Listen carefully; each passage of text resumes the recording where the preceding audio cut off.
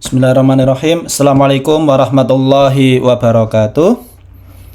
Pada video kali ini kita akan membahas mengenai pengenalan data time series, di mana nanti kita akan simulasi menggunakan bahasa pemrograman R. Ya, nanti teman-teman bisa install terlebih dahulu R-nya ya. Nah, apa sih data time series itu ya? Nah, jadi time series itu dapat didefinisikan sebagai sekumpulan data kuantitatif yang disusun dalam urutan kronologis. Jadi terurut dalam waktunya, waktu pengambilan data tersebut.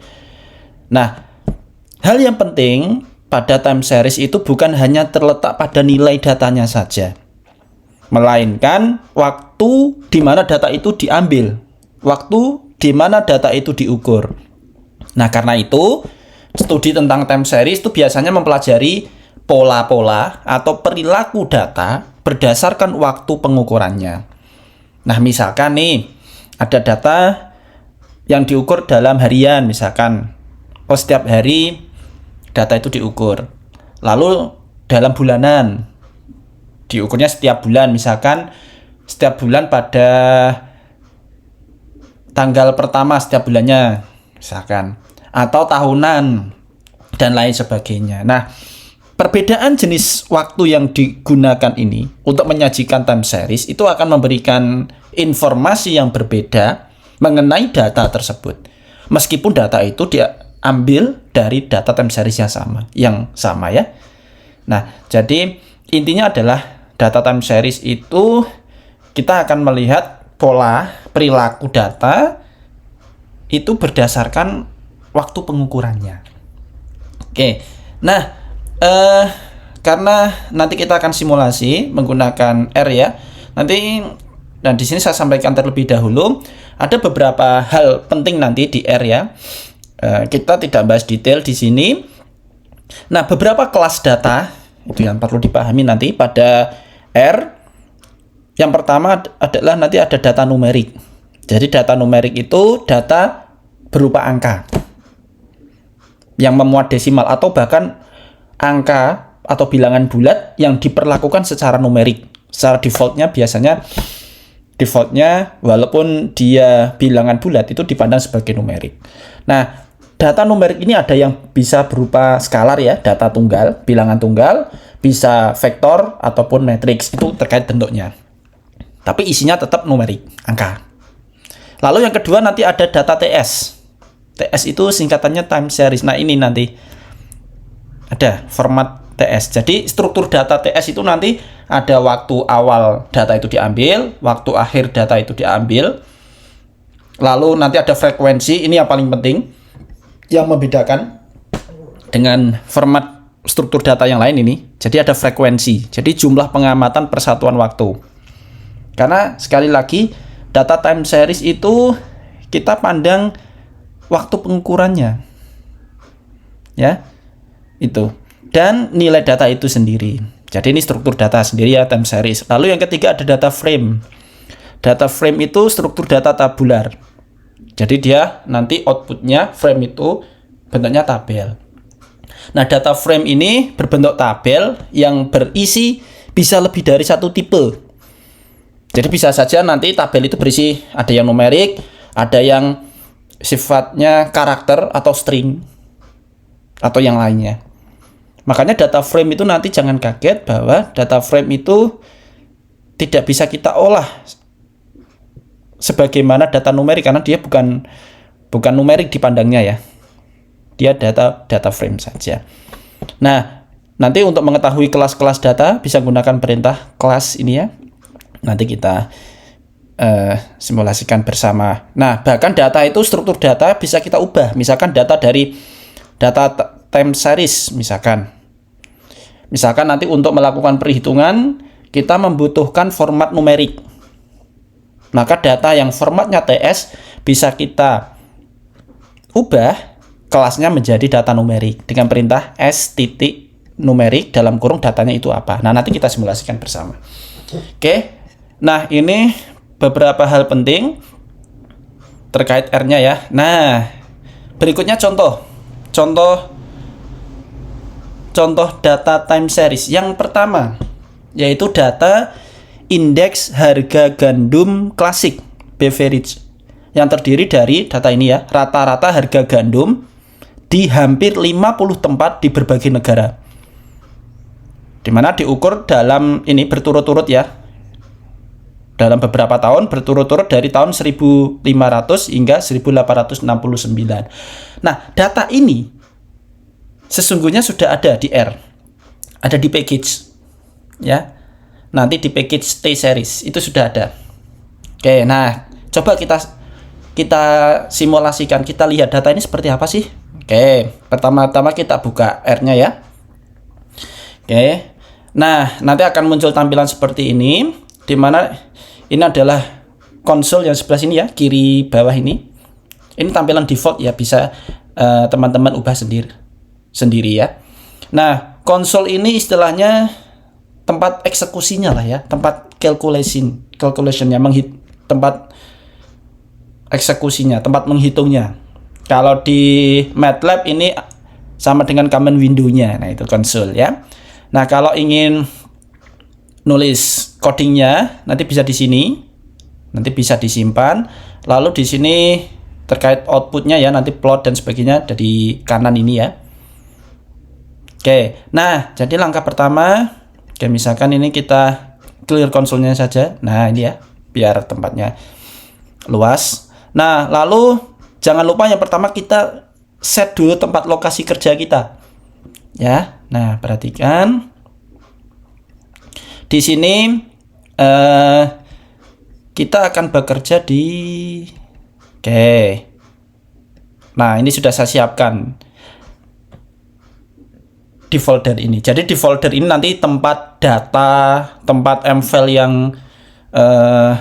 mau kita buat. Nah, nanti semuanya saya simpan di sini. Oke, yang pertama tempat kerjanya dulu kita setting. Lalu berikutnya tadi kita ya kita lihat data time series tadi. Nah, kita panggil dulu library T series-nya. Karena datanya itu ada di dalam sini ya. Oke, data, misalkan kita beri nama beverage tadi ya, data harga gandum tadi. Nah, sudah ada. Perhatikan BEV value. Ini di value. Dia TS, time series. Kalau ingin lihat kelasnya, kelas dari BEV, kita lihat. Nah, TS, time series ya datanya. Kalau ingin lihat BEV itu seperti apa sih outputnya? Tampilannya, klik saja BEV. Nah ini perhatikan bahwa lo itu kan kayak data numerik. Oh tidak ya, ini strukturnya yang beda. Nah strukturnya time series ini ada start, awal waktu pengukuran, lalu ada end, akhir waktu pengukuran, ada frekuensi. Frekuensinya 1 ini ya, ini frekuensinya 1, ini berarti setiap, kalau 1 misalkan dalam ukurannya tahun ya berarti setiap tahun gitu. Frekuensinya 1. Kalau misalkan tiap bulan ya setiap 1 bulan gitu ya, itu frekuensinya. Oke, jelas ya? Nah, ini struktur datanya time series. Nah, coba kita akan plot data ini. Jadi plot data BEV tadi ya. Jadi kita bisa plot data time series itu ya. Xlab-nya kita beri nama Xlab itu X label, jadi label dari sumbu X nanti. Misalkan saya namai tahun, years ya. Zlab-nya saya beri nama misalkan with price index, jadi indeks harga gandum ya. Nah lalu XAXT-nya. Nah, ini ya, coba kita lihat. Nah, ini datanya. Grafiknya ya, misalkan kita bisa nambahkan, ini kan belum ada nih sumbu X-nya, satuan tahunnya bisa ditambahkan. Jadi expose itu, nah kita definisikan. Jadi ada nanti yang sama dengannya di R itu ada yang gunakan gini. Jadi panah ini ya, seperti panah ini ke kiri ini ya. Ini seperti expose didefinisikan sebagai atau sama dengan C. Jadi nah ini vektor ya, yang isinya adalah 1500, 1560. Ini tahun-tahunnya, karena saya sudah tahu tadi tahun-tahunnya isinya ini 1680, 1740, 1800, 1869. Jadi lalu eksis 1 expose. Jadi ini ingin istilahnya memberikan tanda pada subuh X ini loh. Ini kan belum ada, kita belum tahu nilainya ya. Nah, diberikan tandanya. Jadi expose itu eksposisi. Jadi di posisi 1500 saya beri tanda juga sama, expose juga 1500. Nah, ini ya. Oke, bisa teman-teman lihat. Nah, ini datanya ini. Ya, ini data harga gandum mulai dari tahun 1500 hingga 1869. Nah, data time series itu salah satu cirinya adalah dia bersifat acak, nanti random ya. Oke, karena data itu memang kebanyakan data itu bersifat random, acak. Itulah. Makanya sangat jarang sekali di dunia ini terapan ya, misalkan di harga saham, terus IHSG itu ya. Data-data yang lain itu biasanya bersifat ini fluktuatif sekali ya. Nah, naik turunnya tajam ya. Nah, ini karakteristik data time series. Dia itu biasanya random. Oke, ini yang pertama. Lalu yang kedua, contoh berikutnya data time series. Nah, data time series ini yang saya ambil. Ini data rata-rata temperatur udara di Anchorage. Ini Alaska ya, Amerika Serikat. Yang diukur setiap bulan dari Januari 2001 hingga Desember 2016. Jadi per bulan ya. Nah, data ini saya download di ini Pusat Informasi Lingkungan Nasional NOAA melalui laman ini. Nanti silakan teman-teman bisa cross check sendiri. Nah, data di sini saya simpan dengan nama ini. Average TMP temperatur. Nah, temperatur rata-rata gitulah. Itu masalah nama saja ya. Dari 2001 hingga 2016. .csv. Perhatikan. Format datanya CSV. Oke ya. Nah, data ini sudah saya simpan tadi sudah saya simpan di tempat kerja tadi ya, yang sudah kita buka.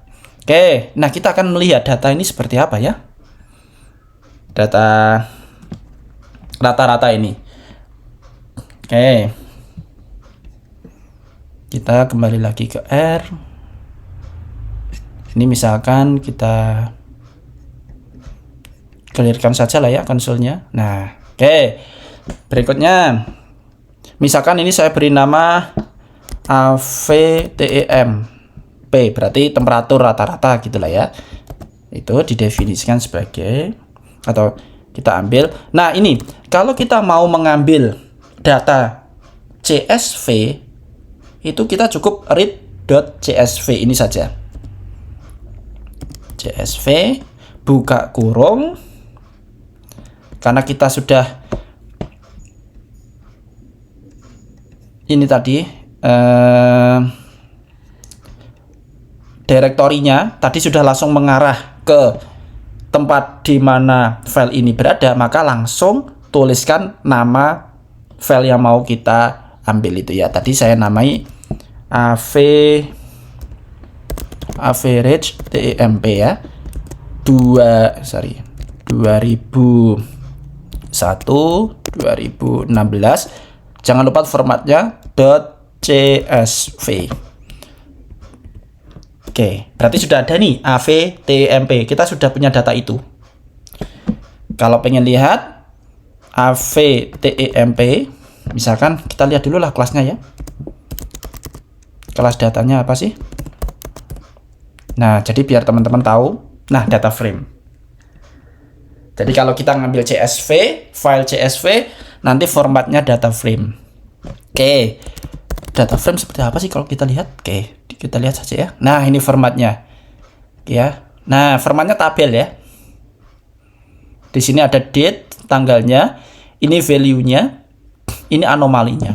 Keanehan. Ini kebetulan ada datanya itu, ada data temperaturnya itu sendiri, ada data anomali. Oke ya. Nah, di sini nilainya itu dalam derajat Fahrenheit. Ini ya, makanya jangan kok di Alaska kok suhunya kok bisa tinggi-tinggi ya. Ini derajat Fahrenheit ya. Oke, nah nanti kita akan coba gambarkan grafiknya menggunakan Celsius ya. Tinggal kita ini ya, ubah saja ya. Oke, tadi sudah ada AVTM. Misalkan N itu banyaknya baris dari data ini. Nah, oke, misalkan expose dulu. Ini nanti untuk penggambarannya ya. C dari square. Square itu baris ya. SEQ. Baris dari 1 sampai N. Saya ambil selisih 48. Lalu yang terakhir N. Ya, ini sudah saya hitung ya. Kok selisihnya kok stepsisnya kok 48 ya. Nanti biar pas dengan data aslinya. Ini sudah saya hitung. Ini masalah output saja. Oke. Nah, data F ini saya definisikan ya. Data F itu adalah, ingat, AVTEMP ini tadi data average temperature itu ada 3 kan bahkan. Yang pertama adalah data tanggal. Lalu ada yang value tadi. Nah, ini value berarti value itulah nilai temperatur itu value itu ya. Lalu ada anomali. Yang kita mau lihat kan temperaturnya. Makanya AVTEMP nanti ada beri persen. Nah, lalu value. Jadi kita mau mengambil data value dari file AVTEMP gitu ya. Tapi ingat, karena ini datanya masih Fahrenheit, saya mau ubah ke Celsius, maka harus secara rumus matematis kan dikurangi 32 nilainya kan. Lalu kalau sudah dikali 5 dibagi 9 kan gitu ya secara matematis. Oke, mudah ya. Nah, sudah. Lalu kita plot data F tadi ya sudah. Ini masalah nama saja. Tipe plotnya adalah ini L kecil itu line ya, tipenya garis nanti. Tipe plotnya Xlab, label sumbu X, misalkan saya beri nama bulan. Lalu label sumbu Y, saya beri nama temperatur. Nah ya, rata-rata temperatur ya. Lalu XAXT NK, ini plotnya. Nah, ini rata-rata temperatur dalam bulan. Nah, ini untuk nandai sumbu X-nya. 1 di posisi expose, saya beri label bukan expose lagi tapi ini. Nah, average temperatur saya beri label. Di sini kan sudah ada nih datanya, sudah ada date-nya kan, di value sekian terjadi di tanggal sekian ya. Nah, label ini yang saya pakai. Jadi, oke, label date di mana? Di posisi expose. Ya, nah ini persis di sini. Terlihat ya. Nah, jadi ini adalah data rata-rata temperatur di Alaska Amerika itu ya, Amerika Serikat, dari Januari 2001 hingga Desember 2021. 16. Ini juga termasuk data time series ya. Tapi loh, itu kan fluktuasinya nggak begitu ini ya, nggak begitu padat ya. Walaupun dia masih random ya, tapi nggak begitu padat. Iya kan, tergantung pengukuran juga. Ini kan nilai datanya tidak begitu banyak ya. Nah ini ada berapa ini, 192 ya, tidak begitu banyak kan, karena memang dia diambil hanya per bulan saja. Oke, ini contoh data kedua. Data ketiga, oke, data ketiga diberikan data penjualan dari sebuah perusahaan X katakanlah ya. Ini setiap periode 4 minggu. Jadi setiap 4 minggu gitu. Sepanjang tahun dari 1995 hingga 1998 sebagai berikut ini. Ya. Jadi setiap tahunnya ada 13 nilai ya. Kan setiap 4 minggu ya. Oke, bisa dilihat ini, teman-teman bisa melihat. Nah, ini sudah saya ketik.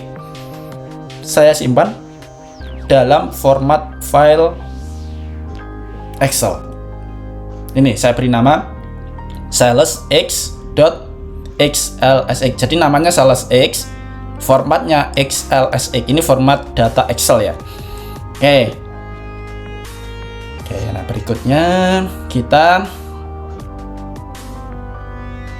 mana tadi ya? Clear. Nah, oke, kita coba lihat itu. Nah, untuk memanggil data Excel, kita bisa menggunakan library readxl. Nah, ini adalah library untuk memanggil data Excel. Oke ya. Nah, ini saya beri nama X misalkan. X itu definisikan yaitu read Excel. Nah, gini caranya. Jadi dia underscore ya, bukan titik. Read underscore Excel, buka kurung. Oke, nah nama datanya tadi saya beri nama apa tadi ya? Sales X ya. Nah ini sales spasi X dot xlsx. Oke, namanya itu sudah saya dot xlsx. Oke ya. Kita sudah punya X. Nah, data Excel yang kita panggil itu kira-kira formatnya apa ya? Kita lihat saja ya, kelasnya. Nah, data frame. Ya. Oke, misalkan kita ubah dalam data TS. Misalkan ya x.ts. Ini saya beri nama x.ts. Ini nama saja loh ya. Oke, saya definisikan dari TS dari, nah itu bisa, kita bisa membuat data sebuah data itu menjadi data time series bisa. Caranya adalah nanti gini, TS gini. Oke, tapi sebelum itu kita lihat dulu X-nya. Nah, ada dua nilai loh ya. Ada kolom pertama ini waktu, kolom kedua, nah ini baru nilainya di sini. Kan waktunya sekian, lalu penjualannya sekian gitu ya. Nah, ya mau saya ambilkan yang kolom kedua kan. Oke, makanya x.ts itu ya ts dari x tapi kolom kedua, semua baris kolom kedua. Jadi gini, x kurung siku koma 2. Ini bermakna kita mengambil data x pada kolom kedua, semua baris kolom kedua. Nah, tapi ingat, untuk mengubah ke data time series ada hal yang paling utama, frekuensi. Itu frekuensi. Di sini saya ambil frekuensinya 13. Loh, dari mana 13? Ya, tadi kan datanya per tahunnya kan 13 kan? Karena diambil setiap 4 minggu tadi ya. Oke, lalu startnya mulai dari 1995 tadi ya. Oke, nah ini. Nah, kita sudah punya data dalam bentuk TS-nya, ini ada di value ini ya. Nah, lihat time series. Oke ya. Nah, kita plot coba. Kita plot x.ts itu sendiri.